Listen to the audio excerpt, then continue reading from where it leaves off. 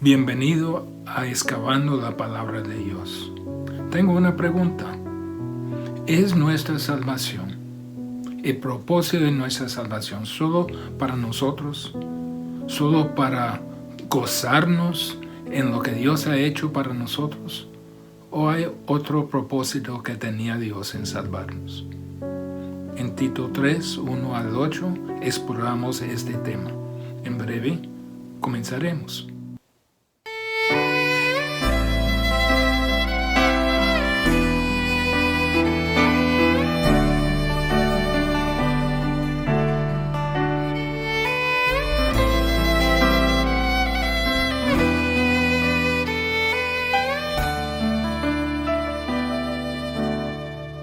En Cristo está mi salvación, Él es mi fuerza, luz, canción, la roca eterna, fundación, firme en prueba y tentación, oh alto amor, profunda paz, la lucha cesa y el temor, mi esperanza y protección, en el amor de Cristo estoy.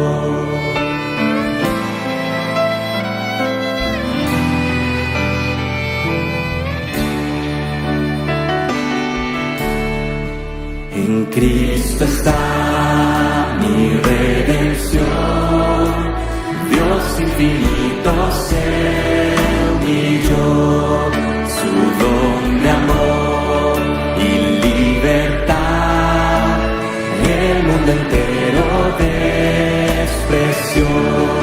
Allá en la cruz mientras murió, el justo Dios se conformó y mi pecado Él cargó. Hoy por su muerte vivo yo.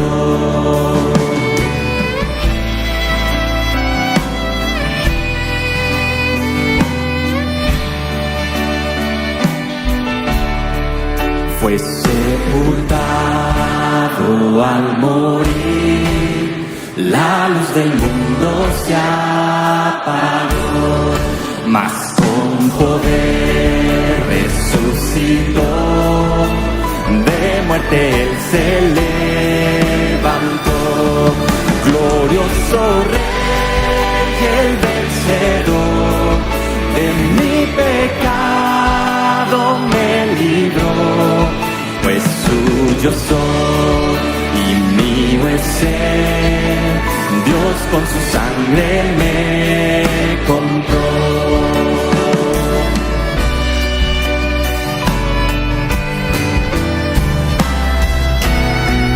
Vivir sin culpa y sin temor es el poder de Cristo en mí, desde nacer hasta morir, Cristo conduce mi existir. No hay poder ni voluntad que de Él pueda apartar, hasta que vuelva o muera yo, en el poder de Cristo estoy. No hay poder ni voluntad que de Él me pueda apartar, hasta que vuelva o muera yo, en el poder de Cristo estoy.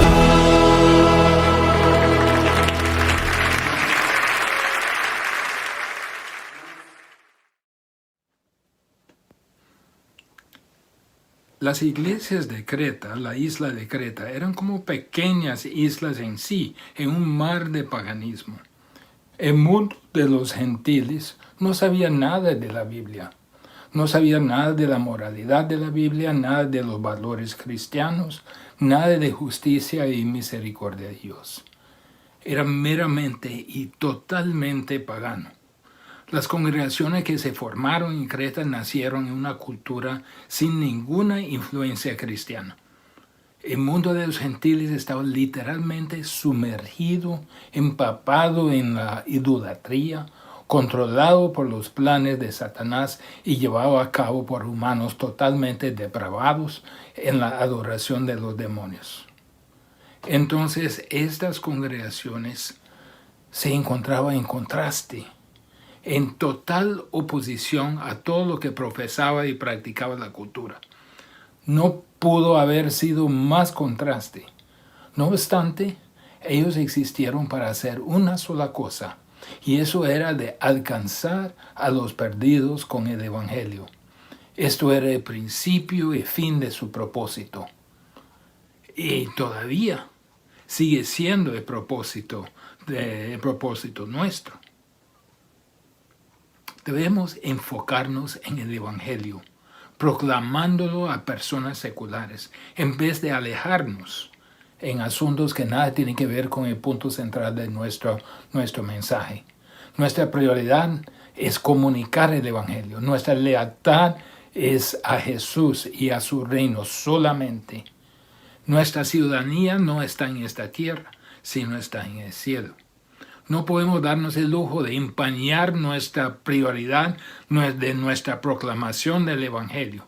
No podemos confundirnos en cuanto a cuál reino nos pertenecemos por medio de involucrarnos en esfuerzos de tratar de cambiar comportamientos, valores, normas o morales externas de la cultura en que vivimos. En breve, no podemos darnos el lujo de involucrarnos políticamente tratando de cambiar la cultura por fuera. Y parte crucial de esta proclamación es que los creyentes demostraran a la sociedad que Dios sí salva de pecado. Si le voy a decir, Dios es un Dios que salva, que libere a los hombres de su pecado y de su soledad, de su desesperación, usted me va a decir, muéstrame una persona salva para ver cómo funciona. Y así sabré si su Dios lo puede hacer o no.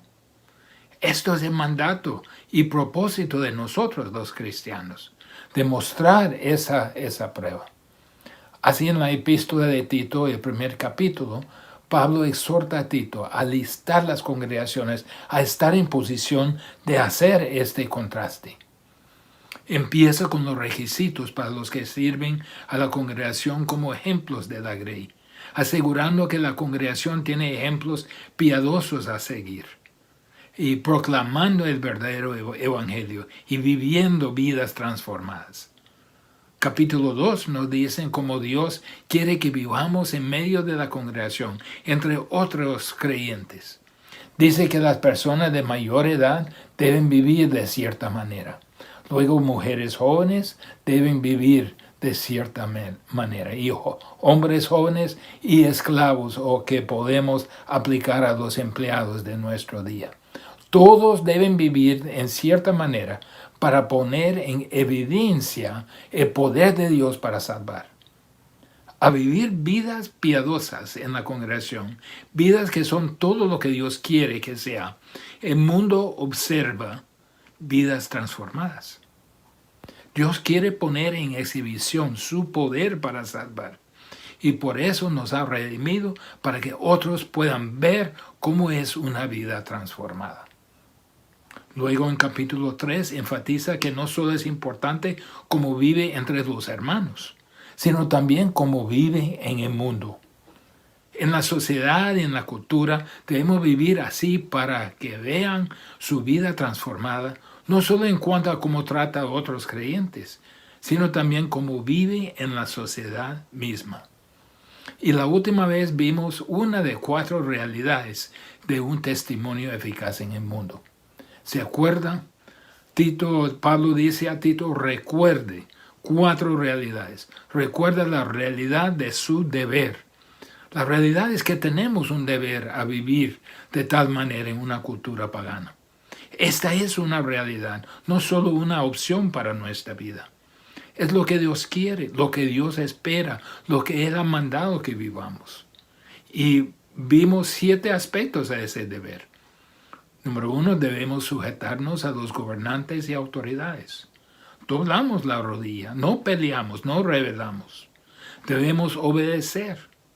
Hacemos lo que dice la ley. La cumplimos y la obedecemos. Debemos estar dispuestos a toda buena obra. Con ganas buscamos hacer cualquier cosa buena dentro de nuestras posibilidades en nuestra sociedad. Y no debemos difamar a nadie. No hablamos mal de nadie. No atacamos a su carácter. No debemos ser pendencieros. No debemos ser pendencieros. No somos contenciosos. No peleamos. No buscamos la pelea. No nos vengamos. Debemos ser amables, mansos y debemos mostrar cada bondad posible en nuestra sociedad. 7 aspectos de nuestro deber, que es una realidad. No es una opción, es un deber lo que debemos estar haciendo. Esa es una realidad de la vida que agrada a Dios. ¿Por qué? Porque Dios quiere que todos los hombres sean salvos. Y lo hace creíble el Evangelio a los no cristianos. Por cristianos que viven como Él quiere. No lo hace creíble el Evangelio con cristianos peleando, con cristianos protestando, con cristianos politizando, cristianos que quieren condenar a todo el mundo al infierno. Lo hace creíble al Evangelio. Son personas cubiertas en la justicia de Dios, que manifiestan su amor. Recuerda la realidad de su deber. No se olvida tampoco, en segundo lugar, recuerda la realidad de su condición anterior. Vimos la vez pasada cómo era nuestro deber. Ahora recuerda la realidad de lo que era antes. Para responder apropiada en una cultura pagana, la realidad es que tiene que recordar lo que era antes de que Cristo salvó. En versículo 3, Pablo identifica 7 vicios que tuvimos como inconverso.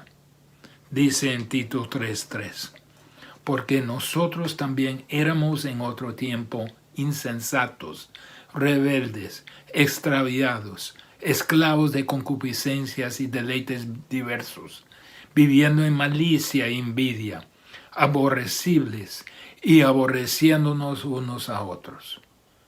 Antes de que usted como cristiano se moleste a lo que está pasando en la sociedad cada vez más pagana, antes de que nace aquellas emociones que lo lleva a pensamiento de venganza o de calumniar a un inconverso. ¿Se ha olvidado? Se ha olvidado, usted era uno de ellos.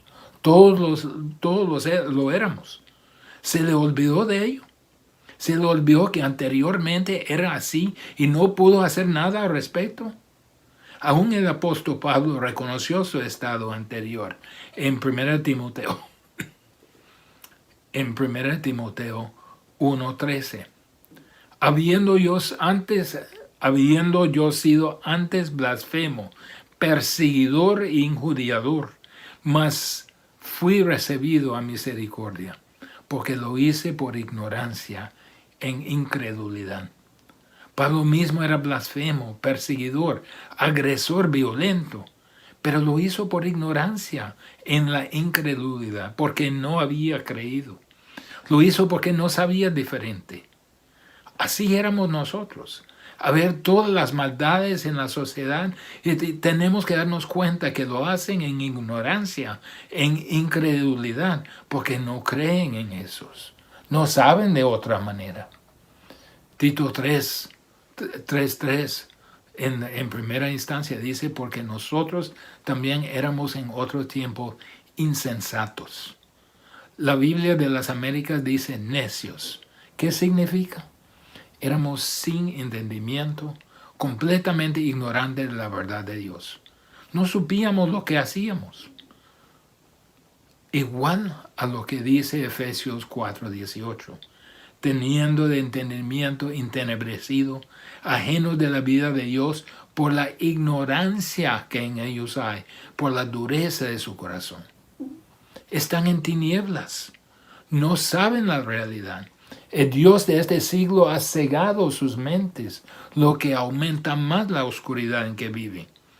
No pueden entender las cosas de Dios. ¿Qué espera?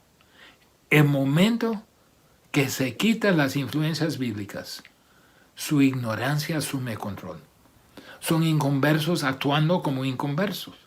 Ni la inteligencia ni la educación contribuyen a la moralidad de Dios en ellos.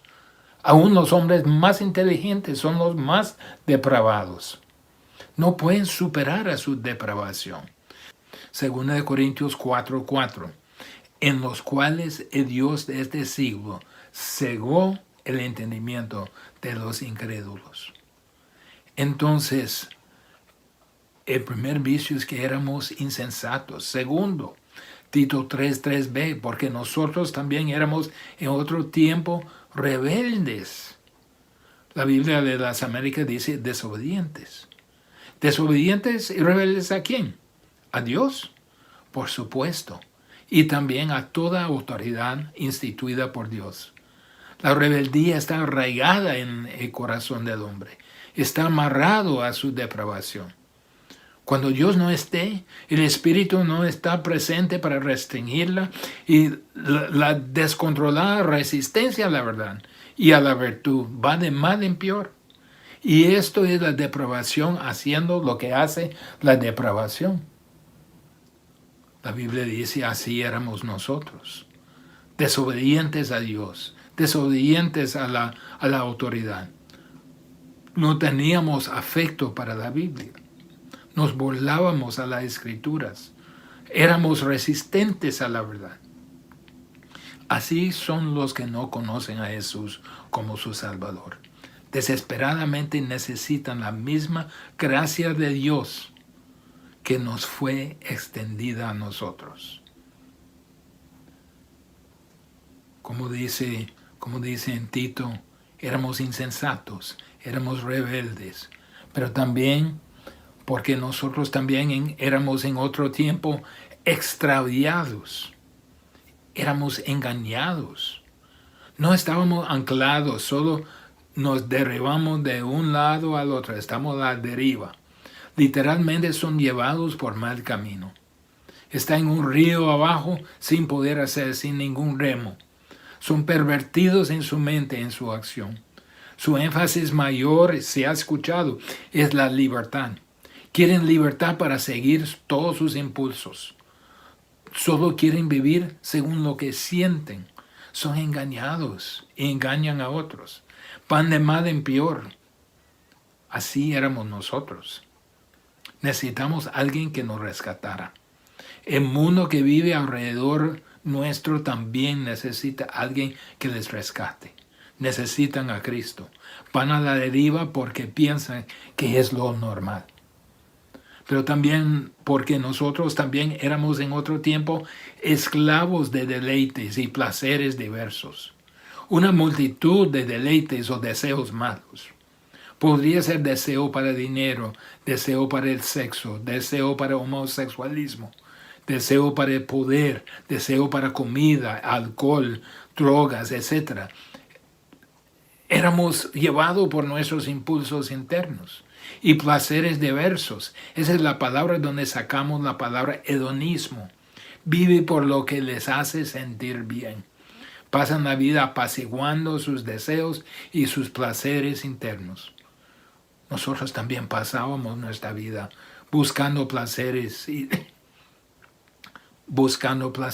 deleites varios de una manera u otra. También porque nosotros también estábamos viviendo en malicia y envidia. Era algo que hacíamos toda nuestra vida en malicia y envidia. Malicia significa una profunda maldad. Una malicia que quiere hacer daño y tomar lo que quiere a cualquier costo, pero el costo que paga la otra persona. Es una malicia malintencionada, egocéntrica, enfocada en sí mismo, creyendo que todo le deben a él y lo va a sacar de ellos lo que quiere, no importa lo que le cuesta a la otra persona.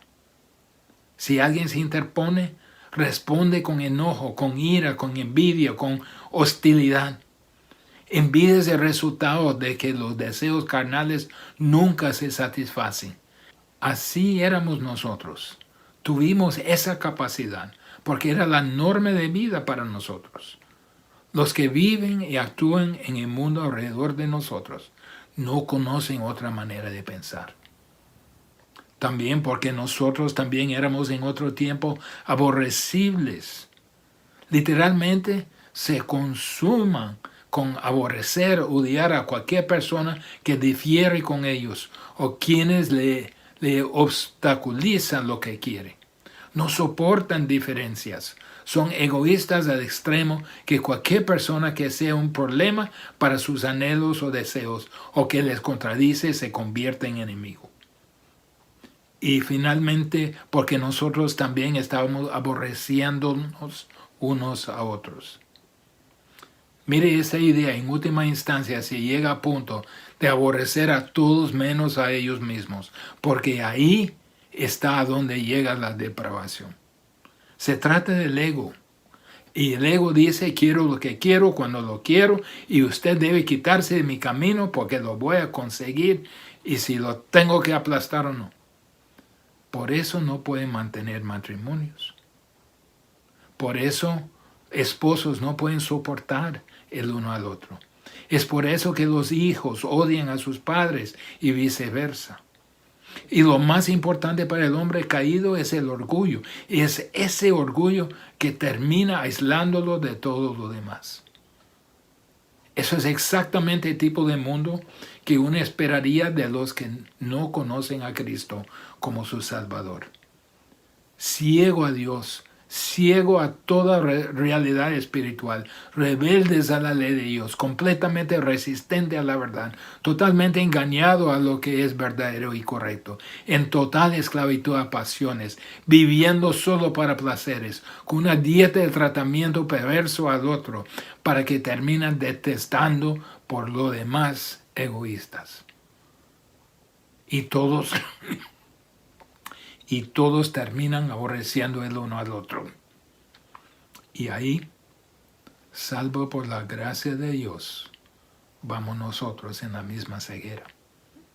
Y antes de que se apresure a maldecir o a maltratar a los inconversos que le ofenden y quienes están destruyendo toda influencia cristiana, considera su propia depravación. Así éramos nosotros antes de que Cristo nos salvó. No éramos diferentes de ellos. Es de esperar que ocurra esto. Entonces tiene que verlos como Jesús los vio y verlo tristemente camino al infierno, incapaces de hacer algo diferente de lo que ya están haciendo.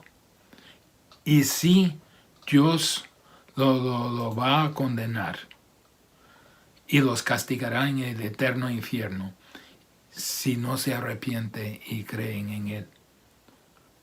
Pero no podemos odiar la misma cultura que Dios nos ha llamado a alcanzar. Si Jesús podía sentirse triste y mirar sobre Jerusalén y llorar por su apostasía, no podemos nosotros mirar a nuestra nación y llorar. Recuerde su deber, dice. Recuerde su condición anterior. En tercer lugar, recuerde la realidad de su salvación. Tito 3, 4 a 7. Veamos. Pero cuando se manifestó la bondad de Dios, nuestro Salvador,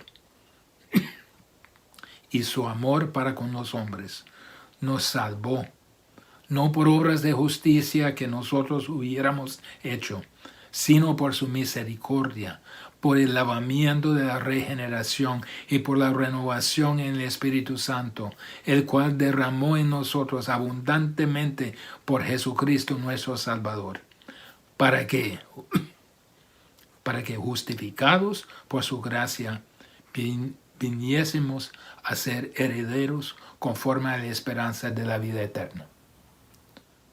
Pablo dice, recuerde no solo su deber, no solo su condición anterior, pero recuerde su maravillosa salvación. ¿No se da cuenta de todo lo que Dios hizo por usted en su salvación? ¿No se da cuenta que la única razón que usted no es uno de ellos, camino al infierno, fue por la gracia de Dios? Recuérdalo. Miren los 7 aspectos de su salvación que hizo Dios por usted. Eso no es un sueño, es una realidad. Dios hizo en usted una transformación radical. Miren, la única razón que usted es salvo es por el amor y bondad de Jesús, de Dios en la persona de Jesucristo. Mire lo que dice en Tito 3:4. Pero cuando se manifestó la bondad de Dios, nuestro Salvador, y su amor para con los hombres, vino a este mundo oscuro, perdido, manifestando su amor y bondad en la encarnación de su Hijo, en la persona de su Hijo Jesús. Dios bajó y nos rescató. Salvación está arraigada en el amor de Dios. Efesios 2:4. Pero Dios, que es rico en misericordia, por su gran amor con que nos amó. Esa es la razón por que nos dio Cristo. Nuestra salvación reside en la bondad y amor de Dios. Después, en Tito 5, las primeras 2 palabras, nos salvó. Un aspecto de nuestra salvación es que la salvación se inició por Dios. Dios tomó la iniciativa porque nosotros no pudimos. Esa es la realidad. Toda la salvación es de Él. Entonces vemos que la bondad y el amor de Dios inició la salvación, nos salvó. En el resto de Tito 5 nos salvó no por obras de justicia que nosotros hubiéramos hecho, sino por su misericordia. No merecemos nuestra salvación. No merecemos nuestra transformación.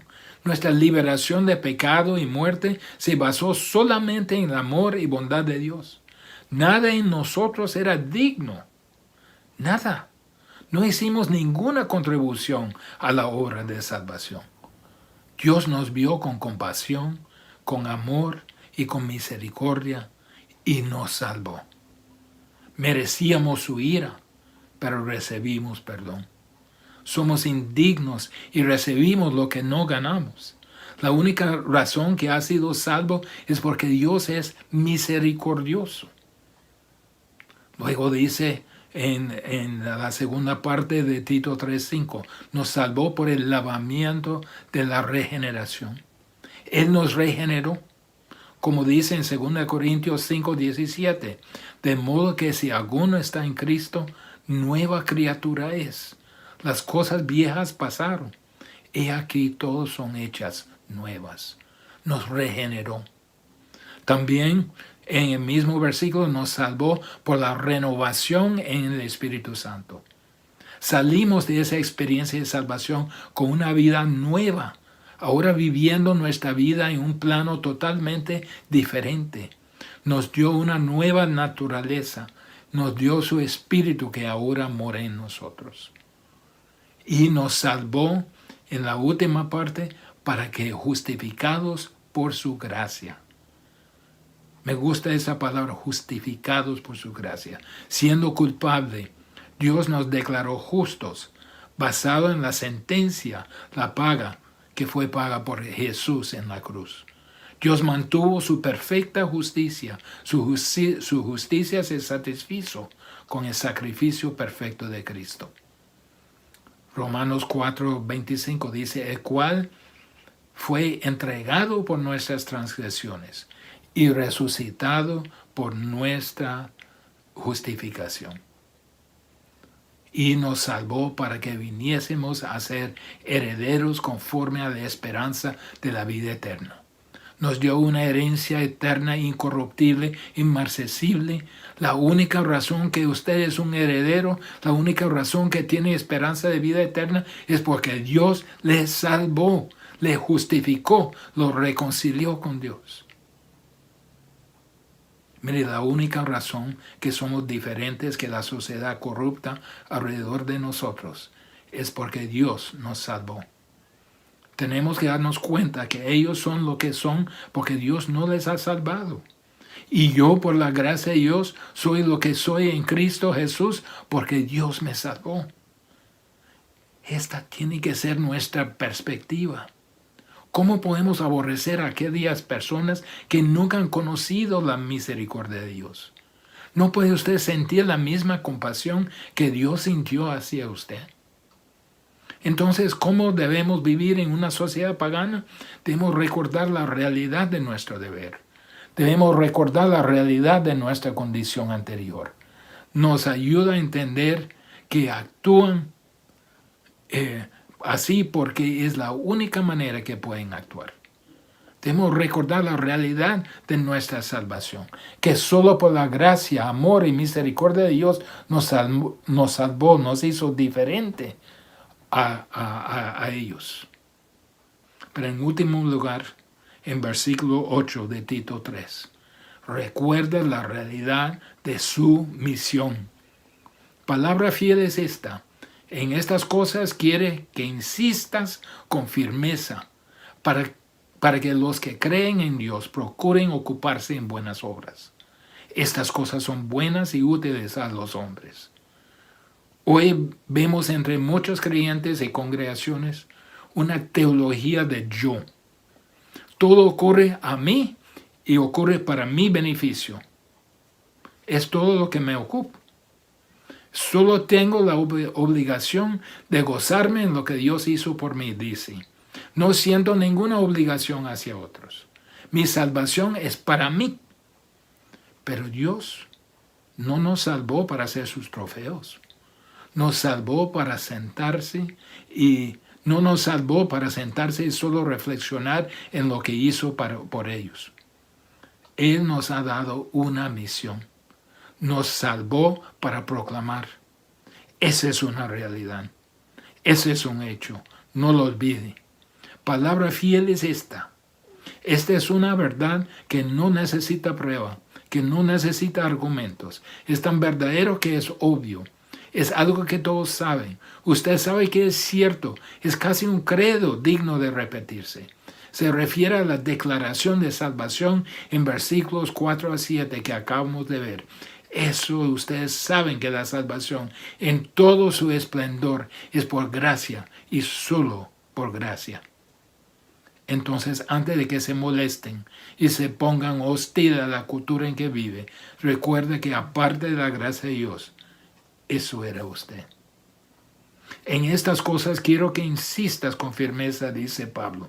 O como dice la Biblia de las Américas, en cuanto a estas cosas, quiero que hables con firmeza.